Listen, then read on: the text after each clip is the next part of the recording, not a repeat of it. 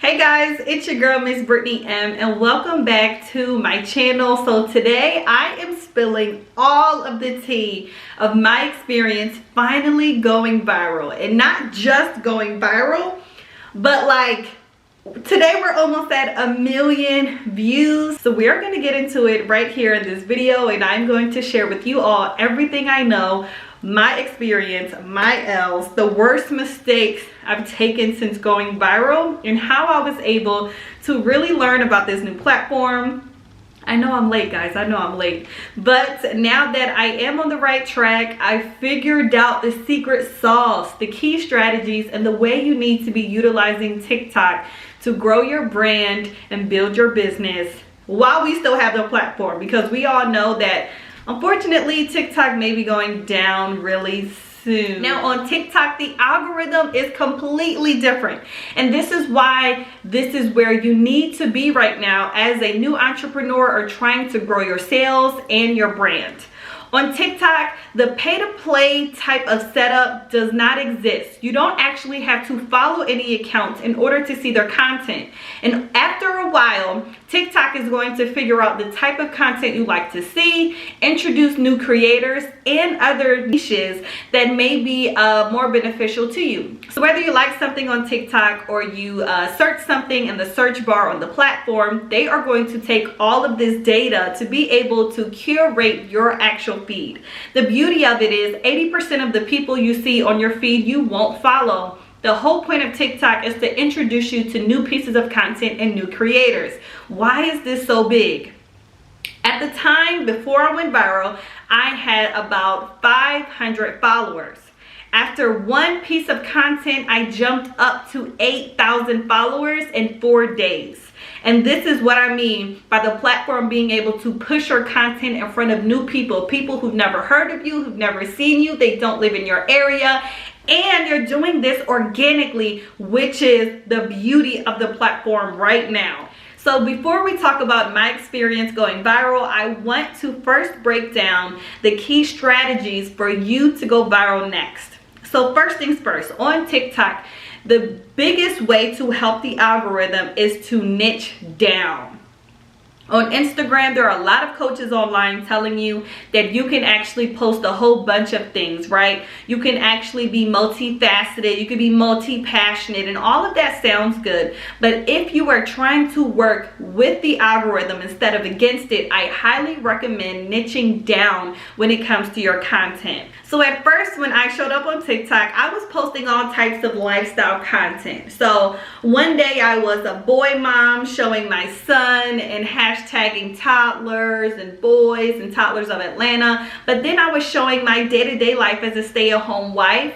I'm cooking in the kitchen, I'm cleaning my house in time-lapse videos. But then I'm showing behind the scenes during my one-on-one coaching calls for my marketing firm. I'm promoting my marketing services. Then I'm promoting my YouTube channel. So I'm doing time-lapse videos, editing my videos on my laptop, or showing the actual setup of my office before I record. And I think the algorithm just couldn't really understand what is my thing. If I'm gonna push this girl's page and all of these different pieces of material to new people, what is her thing? What is her niche? What are other people searching? What hashtags are they engaging with? What happened, I decided to stop just posting for fun, stop just posting just to post, and get back to business.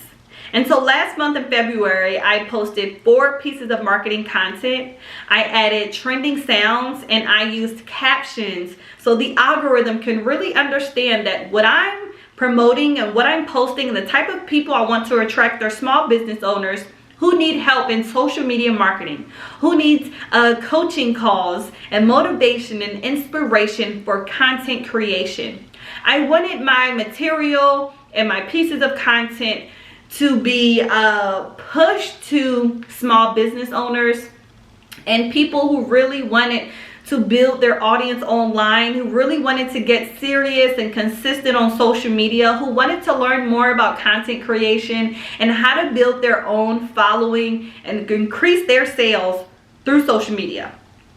And why I decided to do this is right now there are so many coaches online and they're very vague, right? They'll say, I'm a business coach.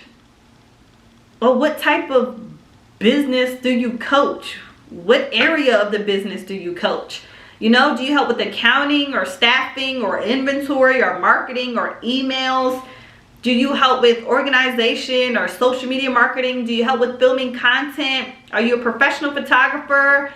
Do you help with copywriting? And I wanted to make sure on the new platform, people understood that I am a content marketing coach. And I only help with social media marketing. I'm not good at emails. I'm not a professional video editor. I don't help with public speaking. I help you become more visible online. And so I decided for February, all of my content was going to be centered around my services and what I do. So whether I was behind the scenes working my business or front facing with clients or actually giving social media tips and advice, I was going to stick to my actual niche in marketing. I was going to get very clear and very specific on the type of marketing services I provide, the lane I'm in, the people I serve, and just promote myself and show up for myself each and every day on TikTok. And so I decided to recreate my highest engaged post, and it happened to be a video where I'm driving my Tesla, I'm in the car, and I'm just giving away free social media tips for social media managers. Guys, I posted this piece of content. So now I notice that my followers are going up. Remember, I initially started with 500 followers. My video has 10,000 likes and now I'm at 800 followers. So I feel really good. I feel like I've done my work for the day. Well, 4 hours later, my video hit 5,000 followers. So we went from 800 to 5,000 followers in 4 hours. Over time, I want to say that evening, my video just was going higher and higher. I believe we're almost at 1 million right now. By the time this video comes out, I'll probably be at 1 million. I now have close to 10,000 followers, but I want to tell you guys about my mistake. During that time, on that Sunday, just watching that video get more and more likes and more comments and more engagements, there were so many people reaching out to me in the DMs, going from TikTok to my Instagram page, commenting under the video, messaging me on Instagram, asking me what my email information is. Money was just coming to me. I had families in San Francisco who needed a social media manager. I had so many families who own restaurants and family-owned businesses who needed a social media manager. I had people who are interested in becoming a social media manager and they wanted to learn more about my program. And they were literally begging me to coach them one-on-one, to teach them how to become social media managers. I had social media managers who were already working in the field, already had the title, telling me, I need mentorship. How can we connect? How can I pay you? I mean, the money was literally coming to me. And this is what happened. I started to realize that the link, once I was able to add a link in my bio, I want to say it was once I hit about 10,000 likes. TikTok gave me the opportunity to add a link in my bio. And at first it was just my landing page to my social media manager program. But as the numbers started going up and I started becoming more viral, I started to realize that I had so many people clicking the link in my bio. From Shopify, I can see how many people were visiting my website, but no one was checking out. Or people were checking out or adding the program to their cart, but no one was actually checking out. So I had two different problems. That piece of content provided so much traffic to my website, but people either were checking out my website and then they were bouncing, or they were adding the program to their cart, but they weren't actually checking out. And so as a marketer, I had to figure out what were the holes in my funnel. What was I missing during this customer journey? Why aren't they convinced? Why aren't they trusting me? Why do they have doubts right before they check out? Or what part of my page isn't impressive enough? And so what I had to do is create a opt-in page. And so I personally use lead pages. I believe it's $49.99 a month. Create this beautiful opt-in page for a free webinar. So now I offer a free incentive in exchange for your email and your phone number. So now, as my video was going viral, and I'm so happy I was able to grab this early on, because now as a marketer, I'm very disappointed that I didn't have this already set up. My TikToks are generating traffic. I have thousands of people clicking the link in my bio. But the problem was I wasn't collecting any data. So whether you click on my website and bounce, I still have your information. Whether you check out my website and add something to your cart, but you don't actually check out, I still have your information so I can sell to you at a later date. Whether you just want to browse my website, you're not really interested in anything right now, but my content is very inspiring. It's very impressive. You feel like I may have something to offer for you. I collect your data first. That way I can nurture that relationship with you over time and hopefully later secure a sale. This changed the game for me in the way I view content and the way I utilize these social media platforms. Because now I realize, especially with all of this chaos with TikTok and these legal battles, the one thing that makes me feel good and the one mentality change that I had to adapt to, these platforms are free and my job is to generate traffic. And so the goal is for the right people to click the link in my bio, give me their email, their phone number, and I can do the rest later. So whether the platform dies or gets banned or everyone is just off to a completely new platform like we always do every few years, I still served my purpose.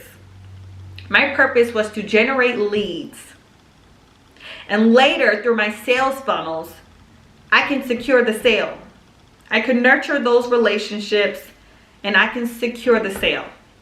So if you have a product or a service, how I want you moving forward to look at these platforms, these free tools right at our fingertips.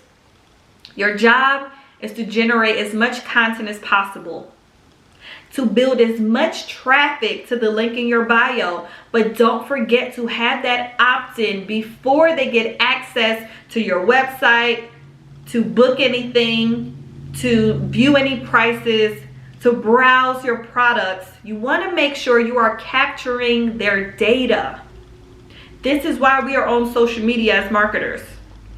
We need that data to add you into our sales funnel, to sell to you at a later date, to text you about free webinars or promotional codes or campaigns we may have in the future. If anything were to go on sale, you'll have a list of people you can text. You have a list of people you can email. Let's just say all of your social media accounts get hacked. You'll have everyone's information so you can rebuild whenever you create new platforms.